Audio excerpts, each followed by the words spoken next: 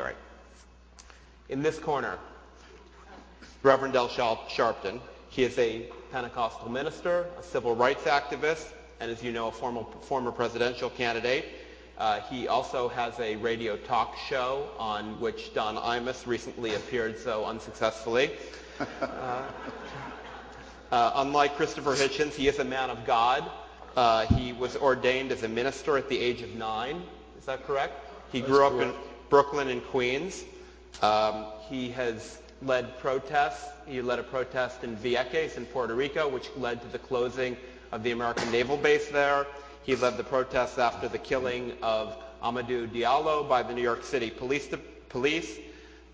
He is, I should say, a leader in the campaign to eliminate homophobia in the black church. And he ran for the Senate in 1988, 1992, and 1994. He ran for mayor of New York in 1997, and he ran for president in 2004, making, I should say, the Democratic primaries infinitely more interesting than they would have been otherwise, and probably more interesting than they will be this time without him. Christopher, I would like to start with you. What have you got against God?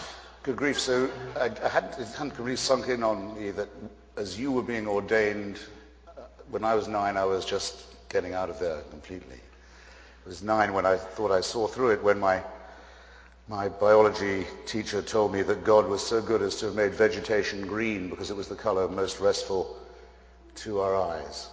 And I thought, Mrs. Watts, this is nonsense. I knew nothing about chlorophyll or photosynthesis, nothing about the theory of evolution, nothing about adaptation, nothing of the sort. I just knew she'd got everything all wrong. And of course the argument against faith, against religion, falls into two essential halves, not necessarily congruent, but I believe congruent. The first is, it's not true. Religion comes from the infancy of our species. I won't say race because I don't think our species is subdivided by races. Infancy of our species, when we didn't know that the earth went round the sun. We didn't know that germs caused disease. We didn't know when we were told in Genesis, you're given dominion over all creatures, that this did not include microorganisms, because we didn't know they were there. So you didn't know they had dominion over us. When diseases broke out, it was blamed on wickedness, or sometimes on the Jews. Or if it was by Jews, on the Amalekites, or as you will.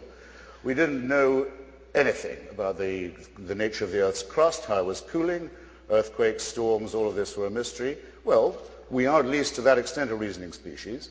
Even a conspiracy theory is often better than no theory at all. The mind searches for form.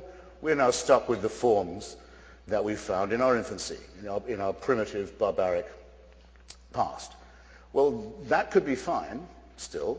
No nation can be without mythology or myth or legend. And there are people who say, well, it's not exactly true. Virgins don't conceive. Okay. Bushes don't burn forever. Although why that would be so impressive, I've never understood. Dead men don't walk, and so on and so on. Okay, it's not really true. It does come from a rather fearful period of the Dark Ages, but at least it's nice to believe it. It teaches good precepts.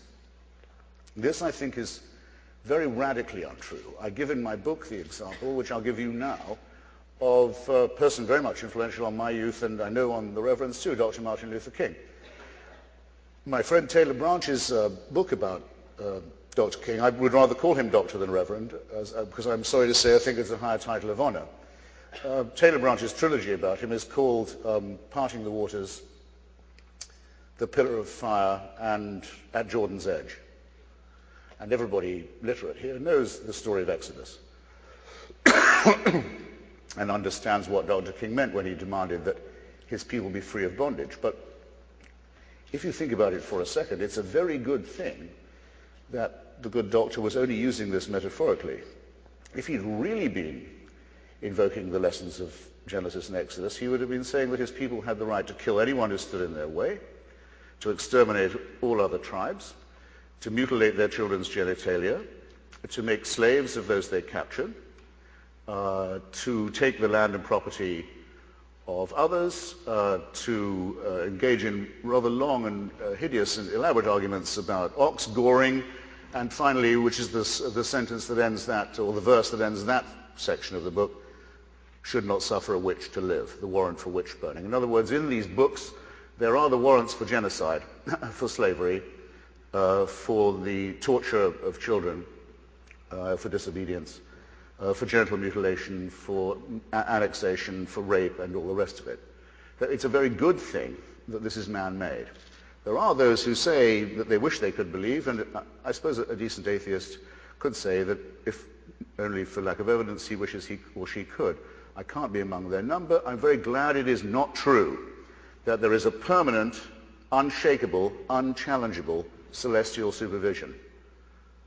A divine North Korea in which no privacy, no liberty is possible from the moment of conception, not just till the moment of death, but until well after. I've been to North Korea, and now I know what a prayerful state would look like. I know what it would be like to praise God from dawn till dusk. I've seen it happen. And it's the most disgusting and depressing and pointless and soulless thing you can picture. But at least with North Korea, you can die and you can leave.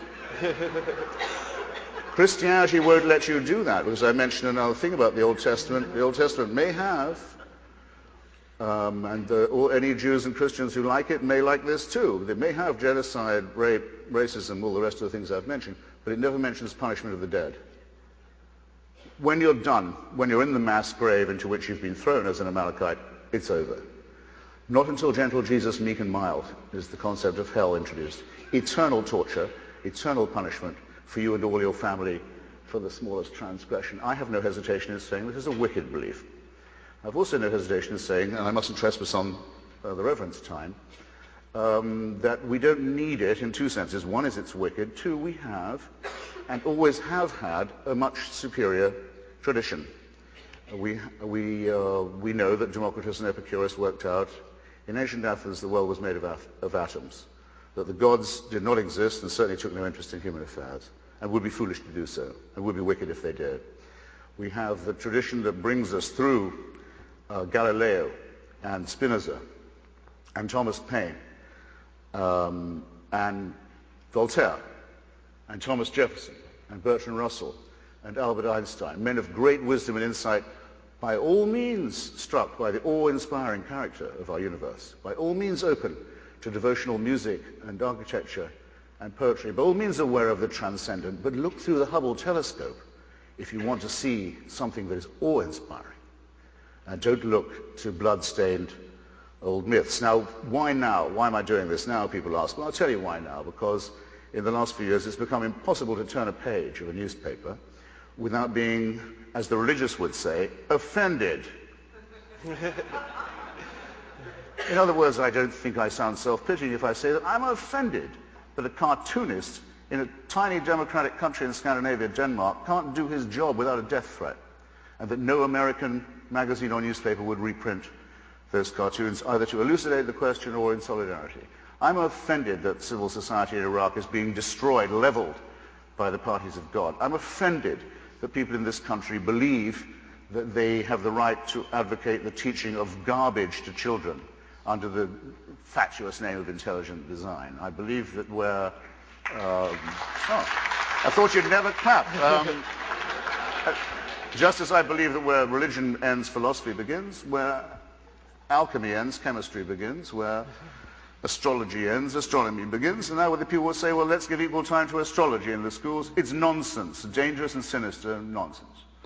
The Pope says, AIDS may be bad, but condoms are much worse. What kind of moral